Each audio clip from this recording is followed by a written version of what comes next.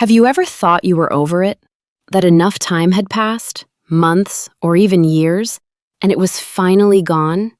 But then something small happens, and suddenly it all comes back. A memory, a feeling, that tight tension in your body, like it's happening all over again, even though it's not. And here's what most women don't understand. Betrayal doesn't just break trust in someone else, it breaks your sense of safety in the world. Because after betrayal, a deeper question appears. How did this happen to me? Why didn't I see it? What does this say about me? And that's why, even years later, it can still hurt. Here's the truth most women avoid. Betrayal isn't just something that happened, it becomes something your body remembers. Research in trauma psychology shows that emotional shock is stored not only in memory, but in the nervous system. So even when your mind says, it's over, your body says, stay alert.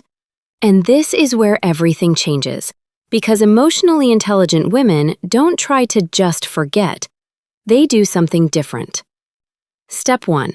They don't silence the feeling. Most women try to move on too fast. They say, it's in the past, it doesn't matter anymore. But emotionally intelligent women do this instead. They pause. They don't run from the feeling when it comes back. They sit with it without trying to fix it immediately. And instead of asking, how do I stop this feeling? They ask, what is this feeling trying to show me? Because unprocessed pain doesn't disappear. It hides, and then it comes back. As anxiety, as overthinking, as quiet distrust. And they understand something powerful. You don't heal by ignoring, you heal by allowing. They allow themselves to feel anger, sadness, disappointment, even shame. Not because they're weak, but because they're honest. Step 2. They separate truth from story. Here's another thing emotionally intelligent women do.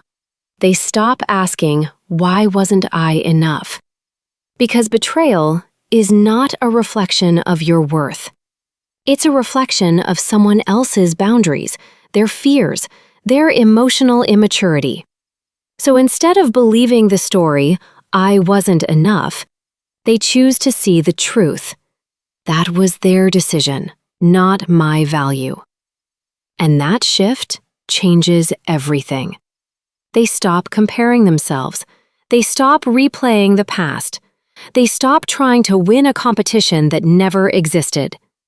Because the truth is, they were never competing. Step 3.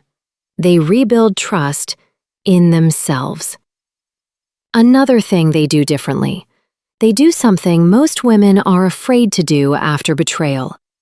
They ask for help. After betrayal, many women shut down. I'll deal with this alone. I don't want anyone to see me like this. But emotionally intelligent women understand. Healing doesn't happen in isolation. Because betrayal is a form of loss, and loss needs to be witnessed. So they open up.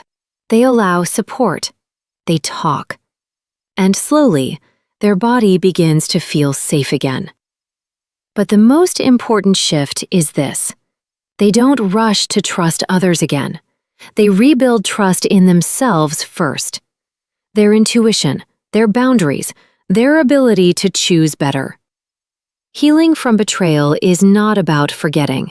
It's about transforming the memory. At some point, it stops being a wound and becomes a chapter. Not something that controls you, but something that shaped you. So if you still feel it, even after time has passed, that doesn't mean you're broken. It means something inside you is still asking to be healed. And that is where real strength begins. If this spoke to you, that's not random. Subscribe to Mind and Body Insight for deeper psychological insights. Like this video if it helped you understand yourself. Comment, have you ever felt this, even years later? And remember, Emotionally intelligent women don't run from pain. They understand it. And that's why they finally move on.